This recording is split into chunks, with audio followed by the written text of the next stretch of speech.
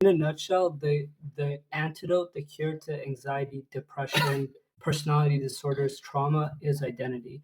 In 99% of cases that I've seen, does no one say it? It's been why does nobody? Peterson dances around it. But it depends. It depends because if you've experienced trauma and you develop depression, is what we would refer to as a secondary process, which means that the depression, it doesn't exist in a vacuum. It exists as a result of the trauma. Then it's a matter of explain that. Doesn't exist in a vacuum. Depression is not endogenous. It's not neurotransmitters in the mind. It's not a lack of serotonin. That's a ridiculous concept. There's no evidence to prove that. Oh shit! You're saying that. I say the chemicals are stupid. You're saying that it's ridiculous. SSRIs, the antidepressants. It's big pharma shit, right? Big pharma, and it's I think effective in 30% of individuals. Those are placebo numbers. 30%. Oh shit! So you have as good of a chance doing push-ups as you do with taking antidepressants like fluoxetine or vaccine, whatever it may be. I always say when you're dealing with an identity, depression is psychology, not physiology. And now, how many people actually don't kill themselves because they get on drugs? Do they have those studies? Oh, like on antidepressants? Like that 30% is on antidepressants? But what I'm saying is that the numbers are no different from placebo. To me, when these guys say I'm on antidepressants or Jenna or whatever, I'm like, what's that like? They're like, it just kills, it kills who you are. And I'm like, if depression is about, I don't know who I am, and these drugs are killing who you are, dude, this is like how to fucking kill yourself. Yeah. The fastest way. You know what I mean? Yeah. Because I would say this. Who completed can you find depression in a man who has a mastery over something? Very rare, but when you do find it in a Hollywood elite and they kill themselves, or a Lincoln Park, whatever, they love to the collective unconscious loves to spring this out and say he had a Ferrari and killed himself. Like that's the norm. Like even if you have a Ferrari, you're gonna kill. Bro, that is like 0.00. It's gotta be. There's no way fixing the money problem doesn't solve a bunch of issues. It did for me. Bro, I remember going on dates when I'm like just not in debt, but tipping in there. And I remember I hated my partner. I hated her. I wanted to fucking punch her in the teeth, bro. I want to punch her in the teeth and save money in prison so I don't have to pay for rent. So I'm thinking to myself, like, am I the only one who thinks that fixing the money issue is huge? Right? But the biggest issue is those guys who have the money. It's not the money. It's a sense of feeling in control. And control comes from? If you have money, you have the ability to affect the sense of autonomy you have over your life, the sense of agency, the sense of, I can do what I want. I can pursue the values that I have. In psychology, what we talk about is this concept around congruence. We live in two worlds. We live in an internal world and an external world. Your internal world are your values, principles, boundaries, whatever it may be.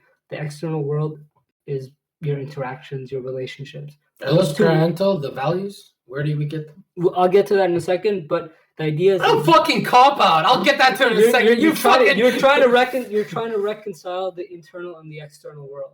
And I talk about this with all my clients. It's probably the most important concept in psychology. If you're incapable of manifesting or fulfilling the values that you have, you will be depressed. There's a friction between those two worlds.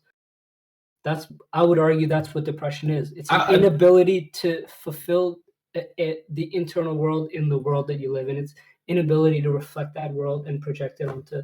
I think the scariest thing is when the monetary gain doesn't individuate you. So, for example, if you made millions playing Minecraft, you don't feel the success when you're sitting next to your girl. Yeah. Your girl looks at you like, Minecraft? Because you've done no real work. Yeah, and they love scars and trauma on a guy. They love you're individuated. You have scars. You've been through this.